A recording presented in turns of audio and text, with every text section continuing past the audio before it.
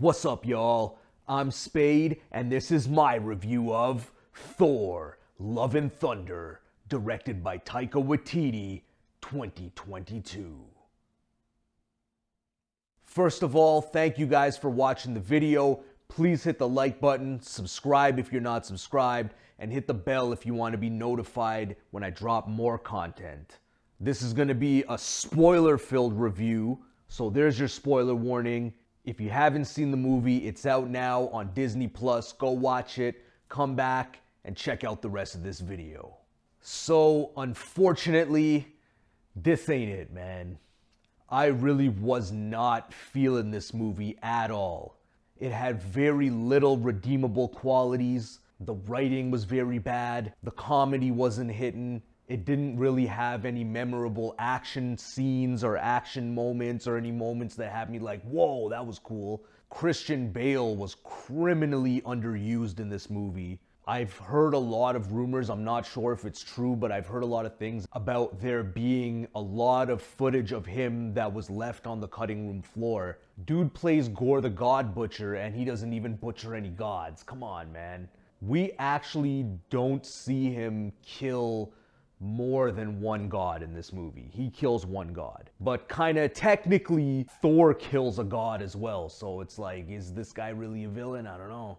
Anyways, I'll get more into that later. Some of the positives of this movie, I gotta say, I guess for some people it's a lot of fun. It was funny. I didn't really feel the comedy in this movie. This style of comedy really isn't my thing, just making jokes and the jokes themselves are the punchlines. I like when jokes are set up. Maybe a character will say something to another character at the beginning of the movie and then that other character will turn it around on them at the end, but like in a funny or a quirky way. I think that's more appropriate for a movie like this other than just slapstick comedy. I mean, even slapstick comedy is an art form, but this was like scream stick comedy. The goats, man, holy shit. Enough with the goats, like we get it. Couple times it's funny, and then it was annoying after. Maybe it's funny for the kids, I don't know, but you gotta give the kids more credit than that. Even they have a better sense of humor than a bunch of screaming goats. Then again, I don't know, maybe the movie was in production for a long time. I know that the screaming goat meme was like a thing on the internet for a while, so maybe they were trying to play off that, but it didn't work because that meme kind of aged out, I guess. Oh wait, I said I was gonna talk about the positives, right? So I liked the cinematography. It was cool for what it was. There were some really dope shots. Again, nothing that I really remember. I guess there was that shot of Thor standing in front of that big god. See, I don't even remember his name, but it looked cool. I liked how Infinity looked in this movie. That was pretty cool to see. But as a hardcore Marvel nerd, if you're gonna do that deep cut of Infinity, why not have Infinity be an entity and Infinity be the one to bestow meaning on Gore instead of it coming from Natalie Portman and Thor for some reason. The other thing I gotta say here is that this movie has 4 characters. You got Thor, Mighty Thor, Korg, and Gore. So you got Thor, Korg, and Gore. Maybe that's a joke in itself.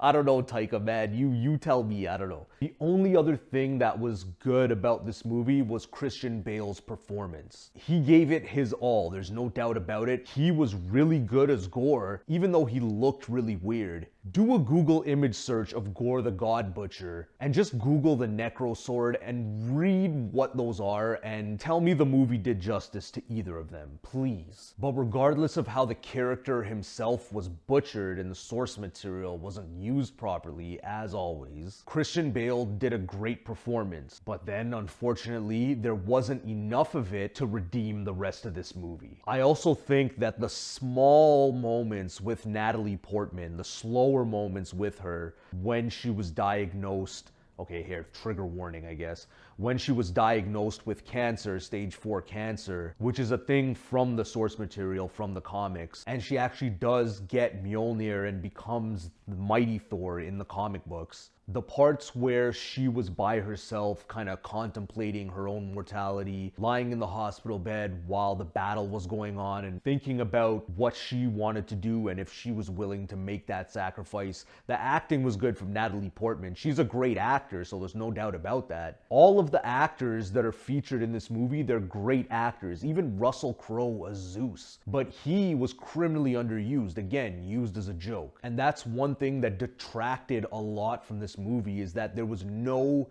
seriousness. I felt that there was no stakes. Everything was a joke. And because of that, I wasn't really invested in anything. This movie does the beaten to death trope of, we're gonna kidnap the kids, and oh my god, we gotta save the kids. Oh no, they're children. Oh my goodness. And how that happened in this movie made no sense at all. The writing in this movie is extremely nonsensical. It doesn't take into account any of the rules that the MCU has set up for itself. There's a literal battle going on outside of these houses where these children are at, and the kids are watching the battle happening with monsters, and Thor's there and Mighty Thor's there. And it's a dangerous place to be. Things are on fire, things are exploding, but the kids are looking out the window like they're seeing Santa Claus or something. And then in the next scene, you see these kids are just sound asleep. So you're telling me there was a war going on outside, and these kids are just sleeping in their houses like nothing's happening. And then, I don't even remember, I think it was Gore, like the garbage bag monsters, because that's what they looked like. The CG, it just looked like garbage bags that they were fighting. So I know the Necro Sword in the comics and in the source material, it's actually a symbiote weapon, or I think it itself is sentient and is a god or something along the lines of that. And maybe they were trying to make the minion, whatever those things were, look like a symbiote. But again, they just look like garbage bags to me. A very uninteresting enemy to fight. Like, hey, here are some things to fight. Here you go. Gore and Thor traded blows a couple times, but not in any interesting or memorable way. To be honest, I remember Thor's fight with Malekith in Thor 2 more than I remember this fight with Gore. So then these garbage bag things just kidnap the children out of their bed, and oh no, now we gotta go save the children.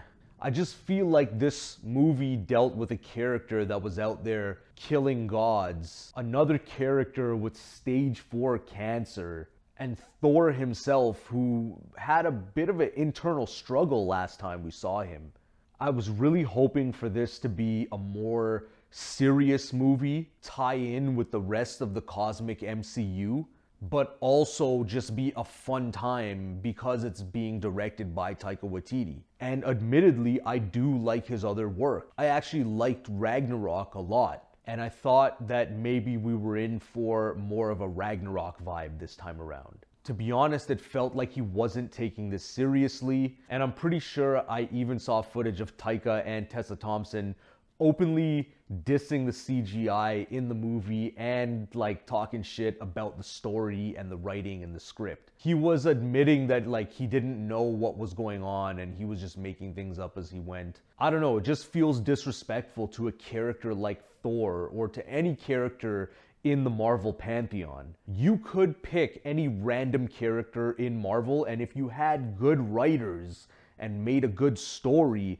it would be an interesting movie and not always an origin movie. But for whatever reason, I don't know what it is, the studio refuses to take these stories seriously, and they continue to kind of give the finger to the fans that want the more serious content, want more adult-oriented stories, and kind of just want to see a good action or sci-fi movie. And that's really what I'm there for. This movie was more of a romantic comedy than it was an action movie, and that's probably the main reason why I didn't like it, just from a personal standpoint. But just objectively, as I stated at the beginning of the video, there are so many reasons why this is just objectively a bad film.